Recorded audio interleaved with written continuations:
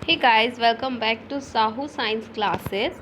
और आज हम क्लास 12 के लेसन नंबर 1 का आगे का टॉपिक पढ़ने वाले हैं। कल की वीडियो में हमने टॉपिक पढ़ा था स्टाइक्योमेट्रिक डिफेक्ट्स। जो हमने स्टाइक्योमेट्रिक डिफेक्ट्स थे वो हमने कल पढ़े थे। और आज हम पढ़ने वाले हैं नॉन स्टाइक्योमेट्रिक डिफेक्ट, जिसको हम हिंदी में बोलते हैं असमीकरणितीय दोष। तो आज हम क्रिस्टल में ये डिफेक्ट्स पढ़ने वाले हैं। कल से हमने क्रिस्टल के डिफेक्ट्स शुरू किए थे और कल हमने क्रिस्टल के डिफेक्ट्स का ये फर्स्ट टाइप पढ़ लिया था। क्रिस्टल में टोटल 3 टाइप के डिफेक्ट होते हैं, एक स्टाइक्योमेट्रिक डिफेक्ट, दूसरा नॉन स्टाइक्योमेट्रिक डिफेक्ट और तीसरा अशुद्धि डिफेक्ट, जिसको हम इम्प्योरिटी डिफेक्ट्स बोलते हैं। तो कल हमने स्टाइक्योमेट्रिक डिफेक्ट पढ़ लिए थे, आज हम नॉन स्टाइक्योमेट्रिक डिफेक्ट्स को पढ़ने वाले हैं। तो वीडियो को स्टार्ट करते हैं।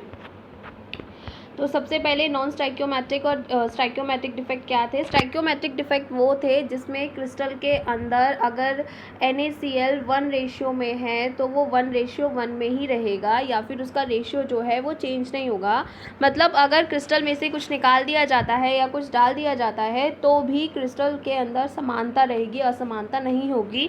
एग्जाम्पल भी दिया था मैंने कि अगर क्लास के अंदर 6th और 7th क्लास के बच्चे बैठे हुए हैं तो अगर हम इक्वल संख्या में बच्चों को बाहर निकाल देते हैं तो भी क्लास के अंदर कोई भी बच्चा ज़्यादा, 6th क्लास के बच्चे ज़्यादा और 7th क्लास के बच्चे कम नहीं होंगे, क्योंकि हमने दोनों क्लास के बच्चों को एक एक को बाहर समान मात्रा में निकाला है। ठीक है, तो कल हमने इस टाइप का कुछ पढ़ा था जिसको हम स्टाइक्योमेट्रिक दोष बोलते हैं, और आज हम नॉन स्टाइक्योमेट्रिक दोष पढ़ने वाले हैं, जो आपसे ये कहता है कि इस दोष में क्रिस्टल की स्टाइक्योमेट्री में परिवर्तन आ जाता है। जो क्रिस्टल है उसकी स्टाइक्योमेट्री में अब परिवर्तन आ जाएगा। मतलब अब हम क्या करेंगे कि 6th और 7th क्लास के बच्चे जो एक रूम में बैठे हुए हैं बराबर बराबर संख्या में, सपोज कर लीजिए 15 बच्चे 6th क्लास के हैं और 15 ही बच्चे जो हैं वो कौन सी क्लास के हैं, 7th क्लास के। तो अब हम क्या करेंगे कि अब हम या तो 6th में से किसी एक बच्चे को भेज देंगे, तो यहाँ पर 14 बच्चे 6th के बचेंगे और 15 बच्चे 7th के बचेंगे। ठीक, या फिर हम 7th क्लास में से भेज देंगे तो भी 14-15 का रेशियो हो जाएगा। मतलब अब जो रेशियो है वो समान नहीं रहेगा, अब रेशियो में गड़बड़ आ जाएगी। समझ आ रहा है सबको। तो इस प्रकार के दोष को हम नॉन स्टाइक्योमेट्रिक दोष बोलेंगे। इसमें बोला कि इस दोष में क्रिस्टल की स्टाइक्योमेट्री में परिवर्तन आ जाते हैं। इस दोष में उपस्थित धनायनों व ऋणायनों की संख्या उनके रासायनिक सूत्र के अनुपात नहीं रहती है, अनुरूप नहीं रहती है, उसमें परिवर्तन आ जाते हैं। और ये 2 प्रकार का होता है, तथा ये जिस प्रकार के ये बनते हैं वो अर्धचालक की कैटेगरी में आ जाते हैं। अर्धचालक क्या होते हैं और क्या नहीं होते हैं वो हम आगे की नेक्स्ट वीडियो के अंदर पढ़ने वाले हैं। ठीक है, तो सबसे पहले देखते हैं कि स्टाइक्योमेट्रिक दोष क्या है। तो ये स्टाइक्योमेट्रिक दोष जो होते हैं वो 2 तरीके के होते हैं। एक तो होता है मेटल एक्सिस डिफेक्ट, दूसरा भी मेटल एक्सिस डिफेक्ट ही दे रखा है एक्चुअली इसके अंदर 2 मेटल एक्सिस डिफेक्ट के टाइप बता रखे हैं। मैं अभी आपको समझा देती हूँ क्या होते हैं। ये 2 टाइप के होते हैं। जो आपके नॉन स्टाइक्योमेट्रिक डिफेक्ट है वो 2 टाइप के होते हैं, एक तो धातु आधिक्य दोष और एक धातु न्यूनता दोष। मेटल एक्सिस डिफेक्ट और metal deficiency defect, metal access और मेटल डिफिशियंसी, एक में धातु की अधिकता हो जाएगी और एक धातु की न्यूनता हो जाएगी। तो इस प्रकार के ये दोष हैं। तो स्टार्ट करते हैं हम इसको। पहला है धातु आधिक्य दोष। तो ये दोष ठोस में धातु की अधिक मात्रा होने पर हो जाता है। जब किसी भी क्रिस्टल के अंदर धातु की अधिक मात्रा हो जाएगी, मतलब NaCl में से अगर NaCl का क्रिस्टल है तो Na अधिक हो जाएगा और Cl कम हो जाएगा। वही वाली बात है कि 6th क्लास के बच्चे कम हो गए और 7th क्लास के बच्चे ज़्यादा हो गए। तो धातु की जब अधिकता हो जाती है ठोस में, तब इस प्रकार के दोष क्या कहलाते हैं, धातु आधिक्य दोष कहलाते हैं। ये 2 प्रकार के होते हैं, ये 2 प्रकार से हो सकते हैं। एक होते हैं ऋणायनों की उपस्थिति के कारण, ध्यान से सुनिएगा ये बहुत ज़्यादा इंपॉर्टेंट है। एक होते हैं ऋणायनों की उपस्थिति के कारण, मतलब जब ऋणायनों की अनुपस्थिति के कारण, जब ऋणायन अनुपस्थित हो जाते हैं, एब्सेंट हो जाएंगे। जब ऋणायन एब्सेंट हो जाएंगे तो ऑब्वियस सी बात है कि जो पॉजिटिव चार्ज है वो ज़्यादा हो जाएगा, इट मीन्स धातु की अधिकता ज़्यादा हो जाएगी। तो इस वजह से ये दोष हो जाएगा। और दूसरा ये दोष हो जाता है आपका अतिरिक्त धनायन आ जाने की वजह से। जब कोई एक्स्ट्रा धनायन आ जाएगा, मतलब क्लास में 6th और 7th क्लास के बच्चे तो बैठे ही हुए थे, अब हमने उस क्लास के अंदर एक बच्चा 8th का भी ला के रख दिया, तो ऑब्वियसली संख्या ज़्यादा हो जाएगी बच्चों की। तो इस तरीके से भी ये दोष उत्पन्न हो जाएगा। तो पहले हम पढ़ते हैं ऋणायनों की अनुपस्थिति के कारण। तो ये आपसे कहता है कि जब कोई ऋणायन अपने स्थान से हट जाता है, जब भी कोई ऋणायन क्या करेगा, अपने स्थान से हट जाएगा, तो कुल धातु आयन का अनुपात बढ़ जाएगा। ऑब्वियसली जब कोई ऋणायन अपनी जगह छोड़ देगा, क्रिस्टल को छोड़कर बाहर चला जाएगा, तो जो धातु आयन है उनका आवेश बढ़ जाएगा, उनका अनुपात बढ़ जाएगा तथा ऋणायन हटने से बने छिद्र पर एक इलेक्ट्रॉन आ जाता है। लेकिन अगर ऋणायन चला जाएगा और मेटल आयन ज़्यादा हो जाएंगे तो जो बैलेंस है, जो आवेश है उसके ऊपर, क्रिस्टल के ऊपर, वो खराब हो जाएंगे या वो अनबैलेंस्ड हो जाएंगे। तो उनको बैलेंस करने के लिए उसके अंदर एक इलेक्ट्रॉन आ जाएगा। देखो इलेक्ट्रॉन आ रहा है, ठीक है, इलेक्ट्रॉन आ रहा है, कोई नेगेटिव चार्ज आयन नहीं आ रहा है। क्या आ रहा है? इलेक्ट्रॉन आ रहा है उसके अंदर। इलेक्ट्रॉन के ऊपर नेगेटिव चार्ज होता है और इस वजह से क्या होगा, विद्युत उदासीनता बनी रहेगी और इलेक्ट्रॉन से भरी इस जगह को या फिर ये जो रिक्ति हुई है या जो छेद हुआ है उसको हम एफ केंद्र कहते हैं। ठीक है, सीधा सीधा क्वेश्चन ये आ जाता है कि एफ केंद्र क्या होते हैं या एफ सेंटर्स क्या होते हैं, तो ये हमको पता होना चाहिए। इसने बोला कि इसके कारण क्रिस्टलों में रंग भी आता है, तो ये भी क्वेश्चन आ सकता है कि किस डिफेक्ट के कारण क्रिस्टल में रंग उत्पन्न होते हैं। एग्जाम्पल भी दे रखे हैं, अब इसको ध्यान से समझिए। देखिए ये पूरा आपको एक क्रिस्टल दिखाई दे रहा है, सबको ध्यान से देखो इसको, ये सबको एक क्रिस्टल दिखाई दे रहा है। अब इस क्रिस्टल के अंदर सबको दिखाई दे रहा है Na फिर Cl फिर Na फिर Cl फिर Na फिर Cl फिर Na Cl Na, इस तरीके से सीक्वेंस लगा हुआ है। अब यहाँ Na के बाद क्या आना चाहिए था? Cl, लेकिन Cl ने क्या किया, एक ऋणायन ने क्या किया, अपना स्थान छोड़ दिया, ऋणायन बाहर चला गया। ऋणायन के बाहर जाने की वजह से यहाँ पर क्या हो गया, रिक्ति हो गई, यहाँ पर खाली जगह हो गई और इस पूरे क्रिस्टल के अंदर जो पॉजिटिव का चार्ज था वो बढ़ गया और नेगेटिव का चार्ज कम हो गया क्योंकि उसने अपनी जगह छोड़ दी। तो अब क्या हुआ, उसको बैलेंस करने के लिए यहाँ पर एक इलेक्ट्रॉन को डाल दिया गया ताकि इस पूरे के अंदर जितना पॉजिटिव का चार्ज है वो नेगेटिव के चार्ज के बराबर रहे और जो इलेक्ट्रॉन्स हैं, जितना पॉजिटिव का चार्ज है उतना नेगेटिव के चार्ज के बराबर रहे और जो ये आपका क्रिस्टल है वो उदासीन ही बना रहे। ठीक है, वापस से Cl को ट्रांसफ़र नहीं किया गया, एक इलेक्ट्रॉन को ट्रांसफ़र किया गया ताकि जो चार्ज है वो बराबर रहे और वो विद्युत उदासीन ही रहे। अब ये जो साइट है, जो खाली हुआ है, ये जो छिद्र बना है, ये जो रिक्ति बनी है, इसको हम एफ केंद्र या एफ सेंटर कहते हैं। देखिए रेडाइन की अनुपस्थिति के कारण धातु अतिक्य दोष हुआ है, इसको मैंने प्रॉपर इस तरीके से भी एक्सप्लेन करवाया है। देखो सबको दिखाई दे रहा है, ये एक अरेंजमेंट सबको दिखाई दे रहा है प्रॉपर। यहाँ पर ClNA प्रॉपर अरेंज हो रहा है। उसके बाद क्या हुआ, ClNA और यहाँ पर Cl ने अपना स्थान छोड़ दिया। Cl ने अपना स्थान छोड़ दिया, उसकी जगह पर एक इलेक्ट्रॉन आ गया और इलेक्ट्रॉन आने के बाद ये जो जगह खाली हुई है इसको हम एफ सेंटर बोलते हैं। Electron trapped in anionic vacancy, यहाँ पर एक वैकेंसी बनी है एनायन की जिसके अंदर इलेक्ट्रॉन ट्रैप हो जाता है और इस जगह को हम एफ सेंटर या एफ केंद्र कहते हैं। मैं यहाँ पर लिखना भूल गई हूँ, आप यहाँ लिख सकते हैं कि ये क्या है, एफ केंद्र है। क्लियर हो गया सबको? आई होप सबको ये वाला क्लियर हो गया कि ऋणायन की अनुपस्थिति के कारण जो धातु आधिक्य दोष होता है वो क्या होता है। धातु आधिक्य दोष दो प्रकार का है, तो हमने पहले प्रकार का पढ़ लिया, अब हम दूसरे प्रकार पे चलते हैं। अब दूसरे प्रकार का होता है आपका अतिरिक्त धनायन आ जाने के कारण। वहाँ हुआ था एक ऋणायन ने अपनी जगह छोड़ दी, ठीक है, एक ऋणायन ने अपनी जगह छोड़ दी, इस कारण वो दोष हुआ। अब ये कह रहा है कि एक एक्स्ट्रा धनायन उसके अंदर आ जाएगा। इस दोष में एक अतिरिक्त धनायन अंतराकाशी स्थान में आ जाता है। अंतराकाशी स्थान क्या होता है वो भी मैं कल आप लोगों को बता चुकी हूँ कि अंतराकाशी स्थान क्या होता है। ये जो जगह आपको दिखाई दे रही है, ये जो खाली डैश आपको दिखाई दे रहा है, ये क्या होते हैं, अंतराकाशी स्थान होते हैं। ठीक है, ये मैं कल बता चुकी हूँ ऑलरेडी। तो अंतराकाशी स्थान में एक एक्स्ट्रा धनायन आ जाता है तथा आवेश को संतुलित करने के लिए उतने ही इलेक्ट्रॉन अंतराकाशी स्थान में प्रवेश कर जाते हैं। अब भाई अगर एक्स्ट्रा पॉजिटिव चार्ज आ जाएगा, सपोज कर लीजिए दो एक्स्ट्रा पॉजिटिव चार्ज का कोई भी आयन जो है वो अंतराकाशी स्थान में चला गया तो आवेश तो गड़बड़ हो जाएगा। तो उस आवेश को बराबर करने के लिए दो ही इलेक्ट्रॉन जो होंगे वो अंतराकाशी स्थान में चले जाएंगे। बेसिकली किसके अंदर जाएंगे, अंतराकाशी स्थान के अंदर। ऊपर वाला जो था वो अपनी जगह छोड़ रहा था, अपने लैटिस को छोड़ रहा था और लैटिस को छोड़ने की वजह से वहाँ पर वैकेंसी क्रिएट हो रही थी। यहाँ पर कोई वैकेंसी क्रिएट नहीं हो रही है क्योंकि यहाँ पर वैकेंसी पे से, क्योंकि वो लैटिस पे से नहीं हट रहा है, वो किस पे से हट रहा है, वो अंतराकाशी स्थान में ही चला जा रहा है और इसके कारण भी क्रिस्टलों में रंग उत्पन्न हो जाता है। एग्जाम्पल दे रखा है ZnO, एग्जाम्पल से समझ लेते हैं। ये इसका डायग्राम है, इस तरीके का सबको दिखाई दे रहा है कि यहाँ पर सब क्लियर हो रहा है कि यहाँ पर एक एक्स्ट्रा Zn जो है वो अंतराकाशी स्थान में आ गया है और क्योंकि Zn के ऊपर 2 पॉजिटिव का चार्ज है तो उसको बैलेंस करने के लिए 2 एक्स्ट्रा इलेक्ट्रॉन जो है वो अंतराकाशी स्थान में आ गए हैं। तो इस प्रकार का जो दोष है वो अंतराकाशी स्थान में धातु के कारण धातु अतिक्य दोष कहलाता है। ठीक है, एक एग्जाम्पल मेरे पास ये भी है, सबको दिखाई दे रहा है यहाँ पर पूरा अंतराकाशी स्थान, ये अंतराकाशी स्थान होता है।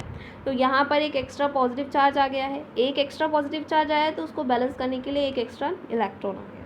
तो इस तरीके से भी आप इसको बना सकते हैं, ऊपर वाले तरीके से बनाना चाहें ऊपर वाले तरीके से भी बना सकते हैं। तो इस तरीके से यहाँ पर आपका धातु आधिक्य दोष, ये जो आपका धातु आधिक्य दोष था ये आपका रैपअप होता है। इसके दोष के दो प्रकार थे इस दोष के, एक तो ऋणायनों की उपस्थिति के कारण और एक अंतराकाशीय स्थान में एक्स्ट्रा धनायन आ जाने के कारण।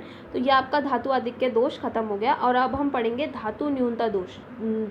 आपको नाम से पता चल रहा है धातु न्यूनता दोष, धातु अधिक्य आपको नाम से पता चला था कि धातु की अधिकता हो जाती है। तो इसके अंदर सबको समझ आया था कि धातु की अधिकता हो गई थी, जब एक ऋणायन ने अपना जगह छोड़ा था तो धातु बढ़ गई थी, धातु की संख्या बढ़ गई थी। और यहाँ पर भी सबको इस वाले में भी समझ में आया कि यहाँ पर भी क्या हुआ, धातु की मात्रा जो है वो बढ़ गई है। यहाँ पर भी सबको समझ में आया कि धातु की परसेंटेज जो है वो, अनुपात जो है वो बढ़ गया है। तो इसलिए धातु आधिक्य दोष है। ठीक है, नेक्स्ट आता है आपका धातु न्यूनता दोष। और धातु न्यूनता दोष क्या है? धातु न्यूनता दोष का मतलब क्या है कि धातु की कमी हो जाना। धातु न्यूनता दोष मतलब कि धातु की कमी हो जाना। तो अब हम सेकंड पार्ट पढ़ेंगे, धातु न्यूनता दोष। ओके, ये आ गया आपका धातु न्यूनता दोष, या अधातु आधिक्य दोष भी इसे बोल सकते हैं, क्योंकि जब धातु की न्यूनता होगी तो अधातु बढ़ेगा, तो इसको हम अधातु आधिक्य दोष भी बोल सकते हैं। तो यह दोष ठोस में धातु की कमी पर उत्पन्न होता है और ये भी आपका दो प्रकार का होता है। ओके, फर्स्ट है धनायन की उपस्थिति के कारण, अनुपस्थिति के कारण। वहाँ पर क्या हुआ था? ऋणायनों की अनुपस्थिति के कारण, वहाँ ऋणायनों ने अपनी जगह छोड़ दी थी। यहाँ धनायन अपनी जगह छोड़ देंगे। तो जब धनायन अपनी जगह छोड़ देंगे तो ऋणायन बढ़ जाएंगे, ऋणायन मतलब अधातु। तो जब ऋणायन बढ़ जाएंगे तो अधातु बढ़ जाएगी, तो अधातु की संख्या बढ़ जाने पर धातु की न्यूनता हो जाएगी। भाई जब धातु अपना स्थान, धनायन अपना स्थान छोड़ेंगे, मतलब धातु अपना स्थान छोड़ेंगे, तो धातु की कमी हो जाएगी। तो यही तो है धातु न्यूनता दोष। ये आपसे क्या कह रहा है कि जब किसी क्रिस्टल में जालक बिंदु पर, जालक बिंदु सबको पता है, ये जालक बिंदु है, ये जालक बिंदु है, बिंदु पर एक धातु आयन लुप्त हो जाता है, धातु अपना स्थान छोड़ देता है, तो रिक्त या छिद्र बन जाता है। ठीक है, और वह अंतराकाशीय स्थान में चला जाता है तथा क्रिस्टल को उदासीन बनाए रखने के लिए इलेक्ट्रॉन आ जाते हैं। धातु आयन की, ये सॉरी मुझसे ये थोड़ा सा मिस्टेक हो गया है इसके अंदर, आप इसके अंदर ये 2 लाइन्स हटा दीजिए। ओके, ये 2 लाइन्स आप इसमें से रिमूव कर दीजिए बस। ये जब किसी क्रिस्टल में जालक बिंदु पर से धातु आयन लुप्त हो जाते हैं, वो अपनी जगह छोड़ देते हैं, तो वहाँ पर एक वैकेंसी क्रिएट हो जाती है। और उस वैकेंसी को क्रिएट होने की वजह से, अब जब वहाँ पर धातु की वैकेंसी क्रिएट हो गई है तो फिर क्या करा जाएगा? तो फिर ये करा जाता है कि कोई भी एक धातु आयन जो होता है वो अपनी ऑक्सीडेशन स्टेट बढ़ा लेता है। कैसे? अब देखो, ध्यान से देखो इसे, यहाँ पर इसको भी छोड़िए, आप ये वाला देखिए, इससे आपको प्रॉपर क्लियर होगा। देखो, सबको अरेंजमेंट समझ आ रहा है? ए बी प्रॉपर समझ आ रहा है? ए के ऊपर पॉजिटिव का चार्ज है और बी के ऊपर नेगेटिव का चार्ज है। अब जगह किसने छोड़ी है? जगह छोड़ी है ए ने, मतलब धातु ने जगह छोड़ दी है। अब जब धातु ने जगह छोड़ दी है तो दोष कौन सा हो गया?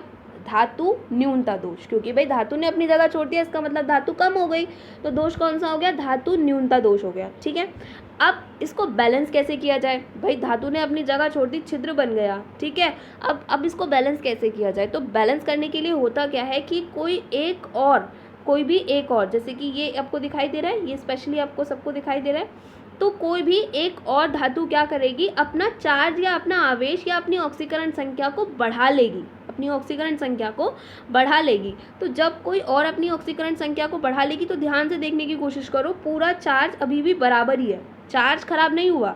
जो क्रिस्टल है वो अभी भी उदासीन ही बना हुआ है। जितना पॉजिटिव चार्ज सबको दिखाई दे रहा है उतना ही नेगेटिव चार्ज दिखाई दे रहा है। काउंट करके देख लो, चाहे जितने पॉजिटिव चार्ज हैं अब भी उतने ही नेगेटिव चार्ज हैं।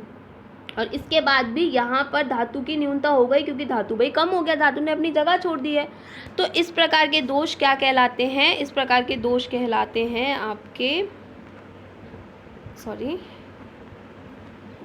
ऊपर आ गए, हाँ, इस प्रकार के दोष कहलाते हैं धनायन की अनुपस्थिति के कारण होने वाले दोष। तो आई होप सबको समझ आ गया होगा। इसमें ये आपसे ये कह रहा था कि जब कोई क्रिस्टल जालक बिंदु पर अपनी धातु आयन लुप्त हो जाता है तो वहाँ पर एक छिद्र बन जाता है और कोई और दूसरा धातु आयन एक ऑक्सीडेशन स्टेट को बढ़ा लेता है, और इस तरीके से ये जो दोष हो जाता है वो बैलेंस हो जाता है।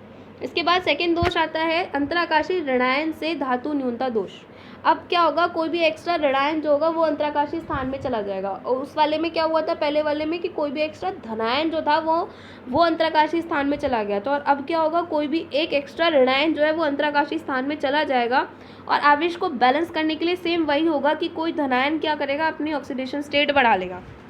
अब देखिए, इस दोष में कोई भी ऋणायन अंतराकाशीय स्थान में उत्पन्न हो जाता है या वहाँ पर चला जाता है, एक्स्ट्रा आ जाता है उसके अंदर, और इस आवेश को संतुलित करने के लिए कोई धनायन अपनी ऑक्सीडेशन स्टेट बढ़ा लेता है। ये सबको क्लियर हो रहा है इसके अंदर? ओके, ये सबको दिखाई दे रहा है इसके अंदर। यहाँ पर अरेंजमेंट प्रॉपर सबको दिखाई दे रहा है। ए पॉजिटिव बी नेगेटिव, ए पॉजिटिव बी नेगेटिव, पूरा क्रिस्टल बैलेंस बना हुआ है। अब एक एक्स्ट्रा ऋणायन जो है वो एक्स्ट्रा है, वो क्या कर रहा है, अंतराकाशीय स्थान में चला गया। ये अंतराकाशीय स्थान है, एक्स्ट्रा ऋणायन अंतराकाशीय स्थान में आ गया। इसका मतलब इस पूरे क्रिस्टल के ऊपर नेगेटिव का चार्ज हो गया ज़्यादा और पॉजिटिव का चार्ज हो गया कम। ठीक है, तो उसको बैलेंस करने के लिए क्या करेंगे, ये आपको दिखाई दे रहा है। इसने क्या किया, अपनी ऑक्सीडेशन स्टेट को बढ़ा लिया, अपने आवेश को बढ़ा लिया। तो जब इसने अपने ऑक्सीडेशन स्टेट को बढ़ा लिया तो यहाँ पर जितने पॉजिटिव थे अब फिर से उतने ही नेगेटिव हो गए। तो दोष होने के बाद भी जो ये क्रिस्टल है वो उदासीन ही दिखाई दे रहा है। एक्स्ट्रा यहाँ पर मैंने ये भी कोशिश की है। ठीक है, सबको क्लियर हो गया आई होप। तो इस तरीके से ये आपका प्रॉपरली कंप्लीट हो जाता है। ठीक है, यहाँ पर ये आपका प्रॉपर कंप्लीट हो गया। तो ये आज का ये टॉपिक कंप्लीट हो गया, जो कि था आपका नॉन स्टाइक्योमेट्रिक डिफेक्ट्स या रसमीकरणीय दोष। एक और दोष था अशुद्धि दोष।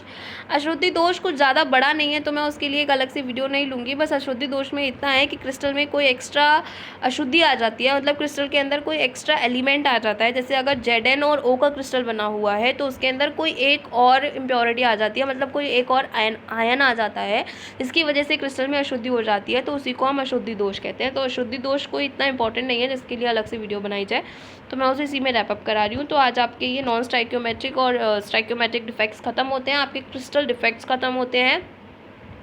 इसके बाद सिर्फ एक या दो वीडियोस और हैं इस चैप्टर की, जो कि आपकी उसके ऊपर है, conductor, semi conductors, non conductors के ऊपर है। वो वीडियो भी हम कल पढ़ेंगे और उसके बाद ये चैप्टर जो है वो कंप्लीट हो जाएगा। Okay, stay home, safe home.